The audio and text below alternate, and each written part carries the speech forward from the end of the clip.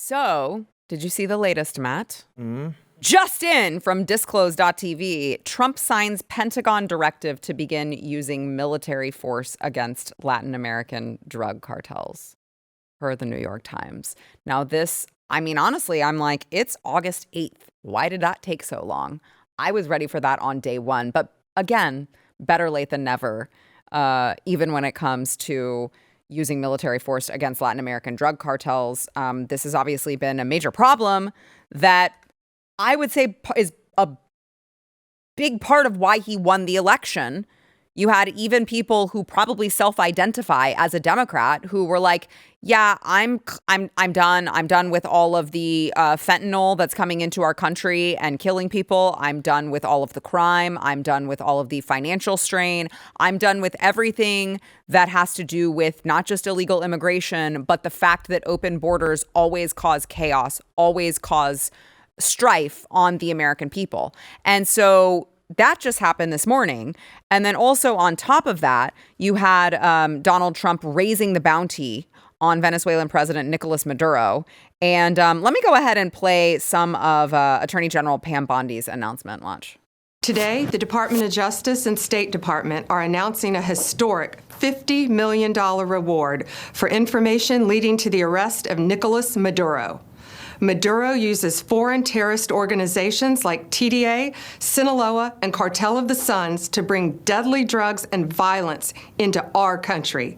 To date, the DEA has seized 30 tons of cocaine linked to Maduro and his associates, with nearly 7 tons linked to Maduro himself, which represents a primary source of income for the deadly cartels based in Venezuela and Mexico.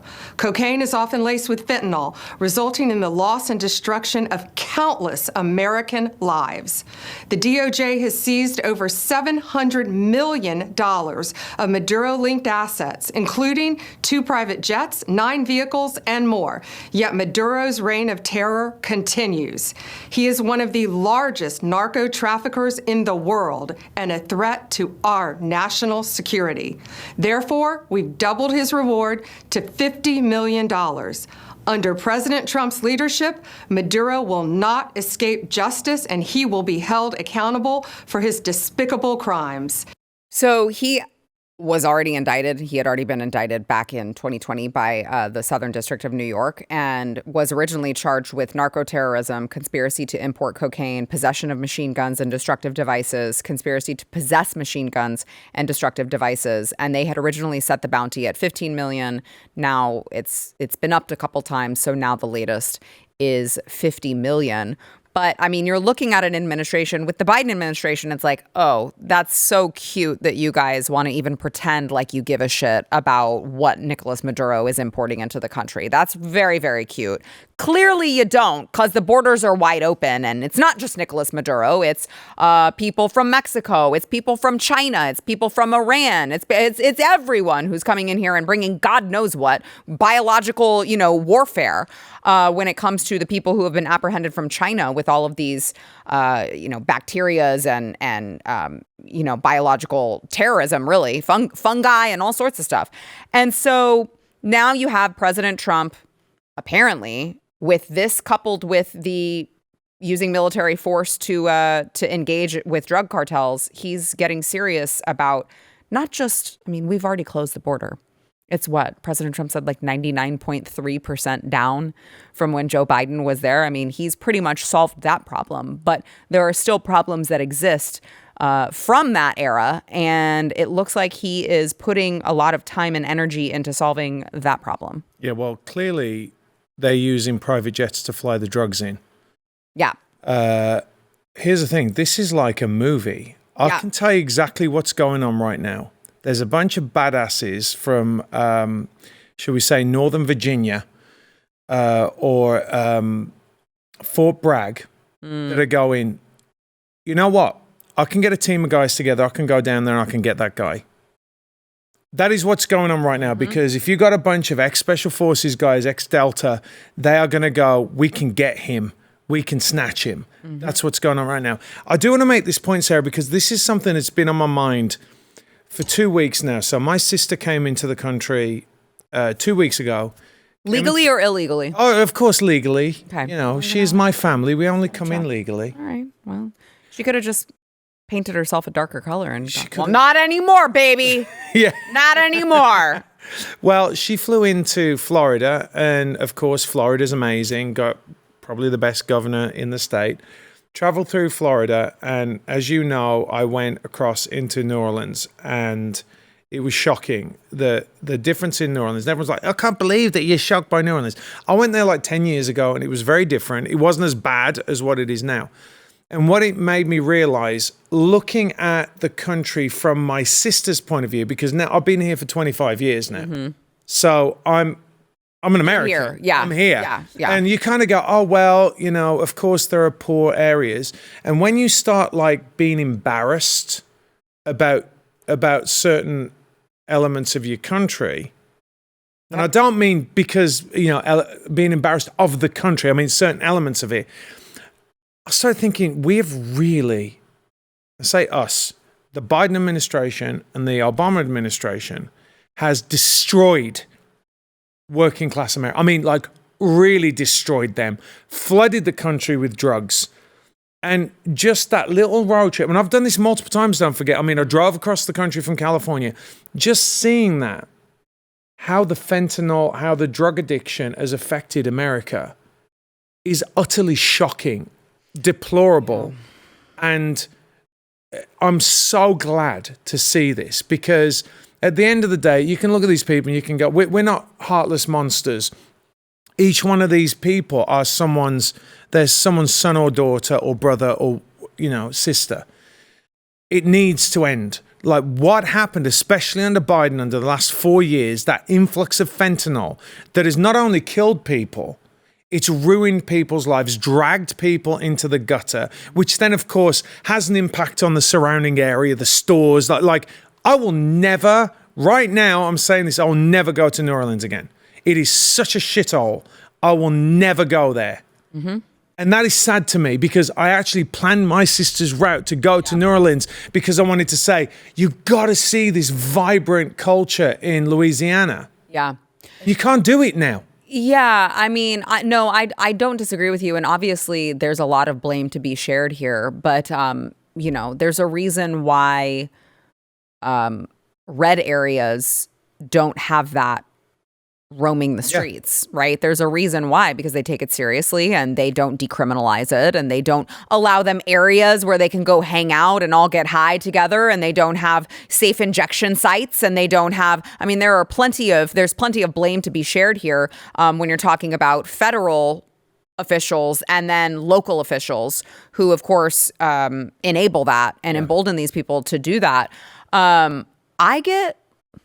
I don't know. I'm so torn on that issue, because I don't disagree with you that the officials and the decriminalization and the way in which they seemingly make it more readily available for people, obviously there's a lot of blame there, but it's hard for me because I haven't really, I don't know. I just feel like people still have free will to a certain extent. I realize people say like, oh, it's an addiction and they don't have control over it. I tend to disagree from the get-go. Like maybe once they're on it, they don't have any, because maybe it changes your brain chemistry or whatever. But like you do have the choice to start it. You do, but right? I think, yeah, you're right. But I think that there are, and what? Let's put it this first. I don't to be going, oh, well, you know, that person lost his job, which, by the way, did happen in COVID. Right. Like a lot of people were plunged into depression in COVID and going, I don't have any money, I can't pay my bills. So again, you know, these decisions that people make have a ripple effect all throughout society for generations, right? Mm-hmm. So it's easy to say, oh, that person over there, they lost their house, which is what the liberals do. Even though they cause most of it, they'll say, yeah, but, you know, they're just an innocent person, they lost it. And then you've got like real degenerates that make certain choices. But this is but just because you lose your house, it doesn't turn you into a drug addict. No. It's a deliberate choice that you make. Yeah, I'm not saying that. There are a series of events that happen, but America, to me, is all about You get put down, you get back up again. You get put down, you get back up again. You say, you know what? No, I have a responsibility. There's a great story about Truett Cathy, who started Chick-fil-A, and he was literally a little boy, and he went to the grocer's to get food for his family, and the grocer said, "You maxed out on," and he's a little boy, right? And he says, "You maxed out on your credit." So Truett Cathy went around and found Coke bottles, empty Coke bottles, and got the money for them, and then bought some Coke bottles and sold the Coke bottles, the full Coke bottles, and then he went and paid for his family's food. Yeah. That's the American spirit. And the reason why I say this is, like, holistically, we have stopped people being responsible for themselves. Yeah. And also, the responsibility to look after other human beings is us. It's the church. It's not the government. Yeah. And so what we've done is we've outsourced that. So now people go, it's not my problem. I pay my taxes. You know, it's the federal government's problem. So this all comes from a liberal mindset, sure. right? Yes. Yeah. And it ripples along. Do you know what I mean? It ripples along. So as well, you're saying, well, in Republican areas, we don't see it because the people who are in the Republican areas, to your point, are more responsible. They're more likely to go out there and go, hey, listen, don't mess up my area. And I've seen these people say, I'll take you to somewhere where you can get help, or come to the church and the church will look after you.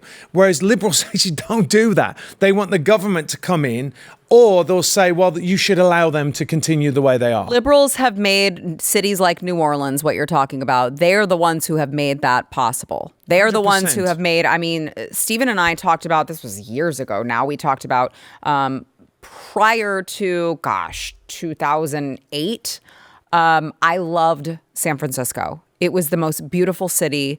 I fell in love with it when I visited. We went to Ghirardelli Square and all this, and Napa and Sonoma, and I was just like, this is beautiful. And we wanted to go there.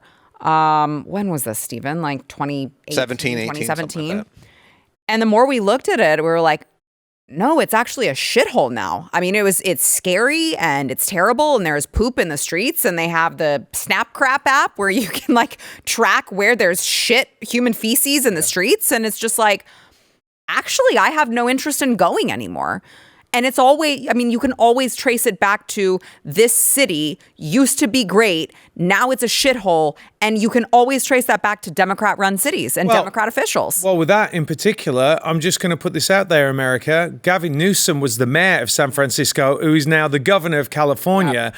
And he's literally driven that state into the ground and made it so that people like me said, I'm done. Yep. I can't take it anymore. If you like this clip and you want to see the full episode, click here. And if you want to subscribe to the channel, come on, you know you do. Click here.